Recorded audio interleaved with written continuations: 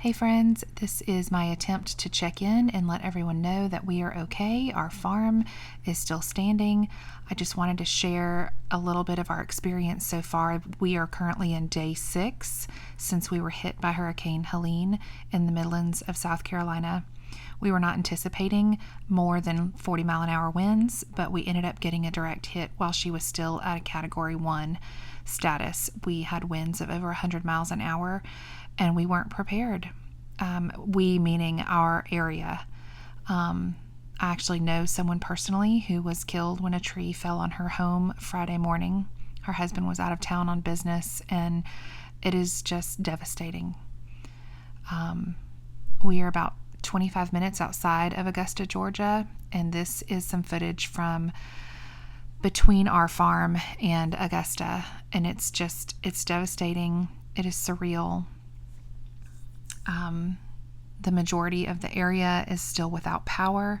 Some are without water. Those who have wells on their property or on their farms don't have enough generator power to operate the pumps for their wells, and so they've been hauling water from swimming pools and ponds, and there are lots of communities and areas that are handing out bottled water and such, but it is just a state of utter destruction and devastation, and it's still hard to wrap our minds around what our surrounding areas look like right now.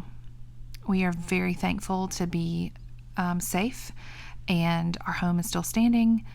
I have attempted to start this video multiple times, but I think my mind was still just racing and reeling from everything that we've witnessed and experienced over the last 6 days. I have so much to share. I'm making notes. Everyone I know that has been in the thick of this has a physical running list of things that we will do better or differently or add to our preparations for the future, because this has been an incredible learning experience in addition to everything else. And I do look forward to sharing some of that with you. One thing about living on a farm: life doesn't stop. The animals still need to be fed, they need water, and we still have to milk the cow twice a day.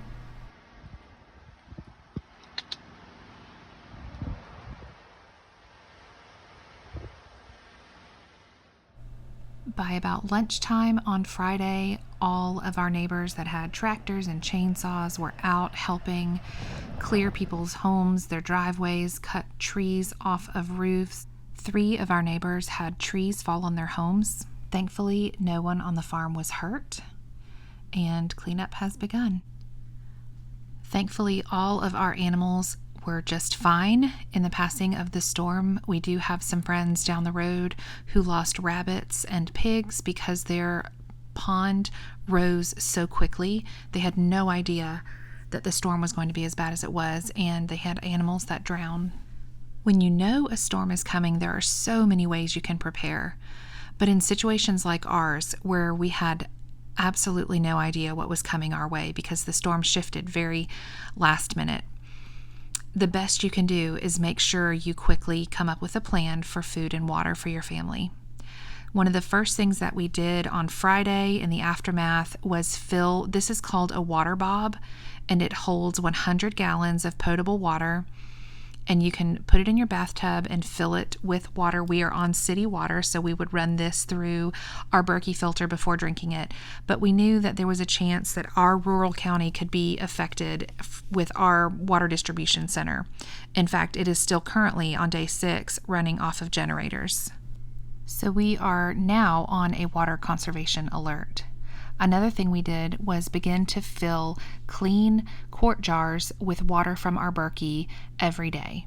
I would fill maybe 10 jars at a time just to make sure if there comes a point where our county has to shut off water, we will be okay. We were still able to use our gas range for cooking, so I made homemade sausage, egg, and cheese McGriddles the morning of the hurricane. We didn't want to lose any of our good raw milk, so Annie helped me get some yogurt going on the stovetop since we couldn't use our Instant Pot, and my sweet girl is always singing.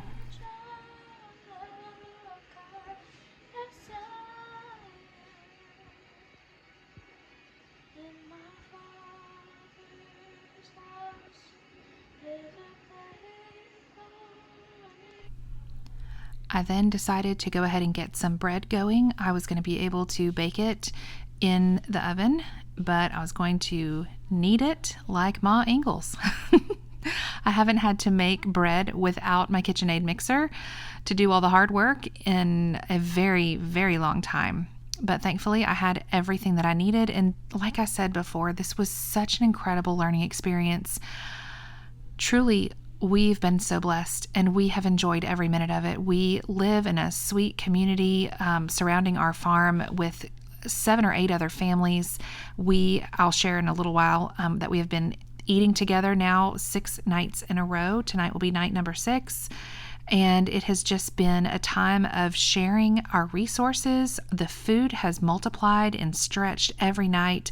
Everyone is left with full bellies and happy hearts. And it has just been such a beautiful picture of community sufficiency. There really is no such thing as self-sufficiency.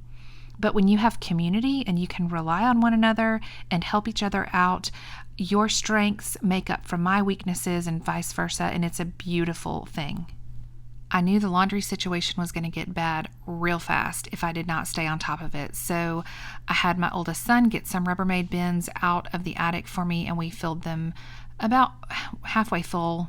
Both of them. One was for washing and one was going to be for rinsing. I will say, by the time this was all said and done, I was so grossed out by the rinse water.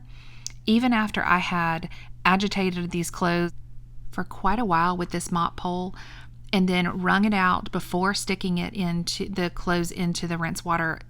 And then I agitated it again to make sure that they got rinsed really well. Oh gosh, the water in that rinse tub was so disgusting. Oh, it was so bad.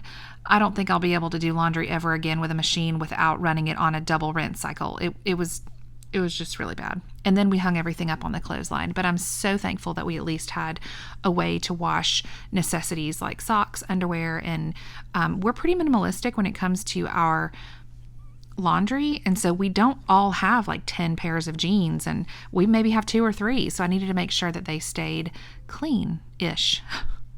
Here are my finished loaves of bread. I was so proud that they came out perfectly. My son Owen is 17. He's a senior this year, and he's such a hard worker. He has worked 10 to 12-hour days every day since the hurricane. This has been the best part of the storm. Our neighbors have gathered every night for supper together since the storm hit. I initially called it Stone Soup. If you're familiar with the old children's book, the community is in shambles and they come together and everyone brings what they have to contribute to this stone soup, and they end up with a beautiful feast together. And that's what we did. We have had anywhere from 5 to almost 10 families gather each night. The first night, one mom made a big pot of chili and I made 3 loaves of bread and some peach cobbler, and that fed everyone. By the time we finished eating and it was time to wrap things up, we were doing dishes by candlelight and oil lamps, and we had the best time. My heart was so full as I wrapped up cleaning my kitchen that night. The second night, the men grilled on the black stone, which was connected to our giant propane tank, and you can see from the smiles that we had laughter and joy, and everyone's bellies were full.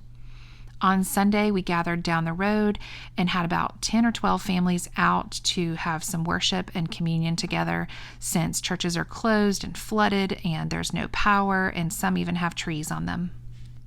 The second night, we had homemade pasta with rotisserie chicken from my freezer and homemade Alfredo sauce. And while we kind of regretted the amount of work that it took to make pasta for that many people, the meal was incredible. My mother-in-law made something called chocolate cobbler. I'm assuming you can look it up on Google, but it was phenomenal.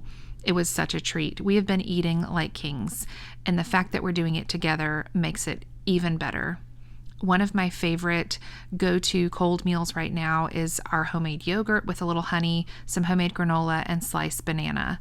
The men have been having to drive up to over an hour away to find gas for the gas cans for the generators in our vehicles, but every day it's a little bit better, and my neighbor and I ventured out to Costco the other day, and I was able to pick up more fresh produce.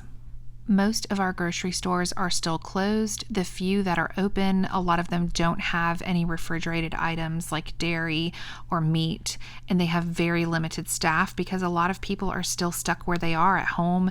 Either their driveways are blocked altogether, or they have trees on their vehicles, or they may just not have enough gas or access to it to get to work. In times like this, it often feels good just to do the next thing. So one thing that I did 2 mornings ago was roast another big batch of coffee because we were out. So while I was waiting on the coffee, I made a big batch of chai concentrate, and we had iced chai lattes instead of coffee. But now we have lots of freshly roasted coffee, and we are back to our regular lattes and iced coffees, and it's delicious. There's definitely a morale boost when you are properly caffeinated. All right, that is probably about it for now. Thank you for watching. Thank you for reaching out through Instagram and emails to check on us.